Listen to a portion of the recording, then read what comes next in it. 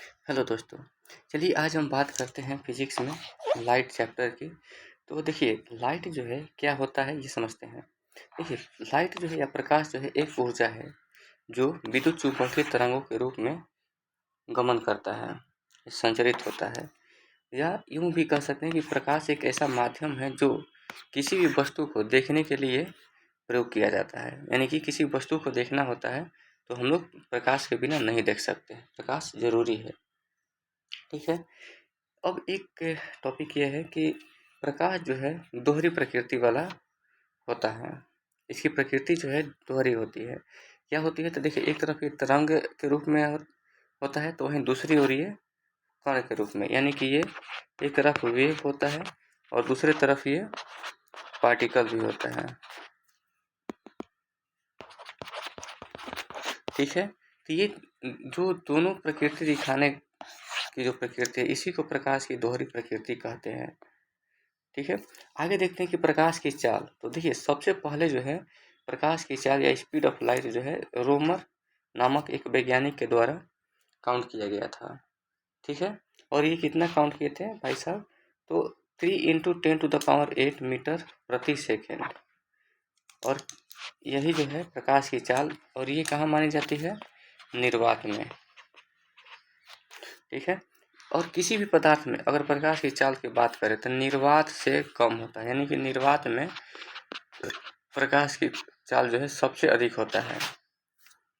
प्रकाश की अगर बात करें तो सूर्य का जो प्रकाश है वो पृथ्वी तक आने में कितना समय लेता है, तो 8 मिनट 19 सेकेंड, या यूँ कहें कि 499 सेकेंड।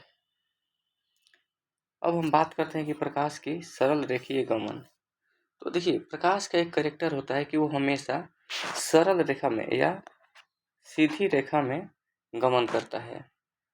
इसी को प्रकाश के सरल रेखीय गमन कहा जाता है। ठीक है।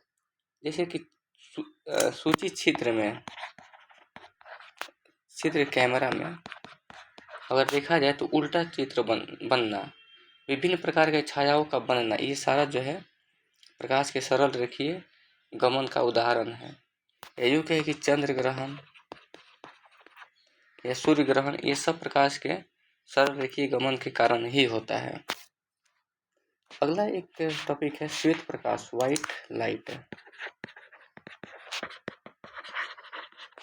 तो देखिए प्रकाश जो है श्वेत प्रकाश के रूप में होता है और इसको सबसे पहले न्यूटन ने प्रूफ किया था। न्यूटन ने बताया था कि जो प्रकाश है अत्यंत सूक्ष्म कणों के बने होते हैं और ये सीधी रेखा में गमन करते हैं। इसी प्रकार एक टॉपिक है जो सिद्धांत है प्रकाश के तरंग सिद्धांत, इसको सबसे पहले हाइजन ने दिया था। और प्रकाश का प्रवर्तन देख लेते हैं। देखिए जो प्रकाश का प्रवर्तन होता है तो इसमें ये ध्यान रखना समझने के लिए कि देखिए सबसे तो पहले हमको एक परावर्तक सतह लेना होगा जिसके एक भाग जो है परावर्तक होगा और दूसरा जो है यानी कि एक तरफ कलई किया हुआ होगा। जब प्रकाश उस दर्पण पर पड़ता है तो ये पुनः जो है परावर्तित होकर वापस लौट जाता है। ये आपतित किरण हो गई, ये परावर्तित किरण हो गई। तो जो किरण आती है उसको आपतित किरण कहते हैं और जो वापस टकरा कर लौट जाते हैं उसको परावर्तित किरण कहा जाता है। यानी अगर इसको आई मान लेते हैं, इसको आर मान लेते हैं और जो ये एक अभिलंब यहाँ पर खींच देते हैं, तो ये एंगल और ये एंगल, इसको आई इसको आर। तो जो आई एंगल है मतलब एंगल ऑफ इंसिडेंस यानी आपतन कोण equal to angle of reflection यानी कि परावर्तन कोण, दोनों जो है एक दूसरे से क्या होता है, बराबर होता है।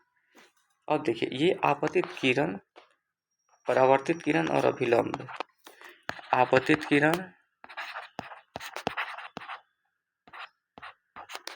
परावर्तित किरण और अभिलंब, ये तीनों क्या होते हैं, एक तल में होते हैं। ठीक है। ठीक है, इसको क्या कहते हैं, यानी तीनों जो है एक तल में होता है। तो ये परावर्तन हो गया। अगला है कि समतल दर्पण। तो देखिए समतल दर्पण से जो प्रतिबिंब बनता है, ठीक है, तो देखिए परावर्तन सतह समतल होता है इसका, जो समतल दर्पण या प्लेन मिरर जो होता है उसका परावर्तक सतह जो है समतल होता है, और इसमें एक तरफ जो है धातु के पतली परत चढ़ी होती है जो कि चांदी या पारे का होता है। उसके बाद अगर समतल दर्पण के द्वारा जो अगर देखें कि प्रतिबिंब कैसे बनता है, तो देखिए दर्पण के ये पीछे बनेगा, दर्पण से वस्तु के दूरी के बराबर, ठीक है, बनेगा। जो दर्पण के जितना है पीछे होगा प्रतिबिंब वस्तु उतना ही जो है मतलब आगे होगा उतना ही पीछे ये प्रतिबिंब बनेगा, ठीक है। प्रतिबिंब काल्पनिक वस्तु के बराबर और पार्श्व उल्टा बनेगा, ठीक है, तो ये ध्यान रखना है। अच्छा, इसमें एक चीज़ और ध्यान रखना है कि जो समतल दर्पण से कुछ प्रमुख तथ्य हैं, तो देखिए अब यहाँ पर देखिए अगर कोई व्यक्ति v चाल से अगर दर्पण की ओर आगे बढ़ता है तो उसका प्रतिबिंब जो है 2v चाल से उसकी ओर आता हुआ प्रतीत होता है। इसी प्रकार अगर देखें कि अगर कोई व्यक्ति अपने पूरा इमेज देखना चाहता है तो समतल दर्पण की लंबाई कितनी होनी चाहिए, तो आधी होनी चाहिए, उसकी लंबाई की आधी होनी चाहिए, ठीक है। उसी प्रकार अगर देखा जाए कि यदि आपतित किरण को यानी अगर आपतित किरण को अगर नियत रखा जाए और दर्पण को क्या किया जाए थीटा एंगल से घुमा दिया जाए, तो जो परावर्तित किरण है वो 2 थीटा से क्या होगा मुड़ जाएगा या घूम जाएगा। इसी प्रकार अगर देखा जाए कि यदि दो दर्पण जो है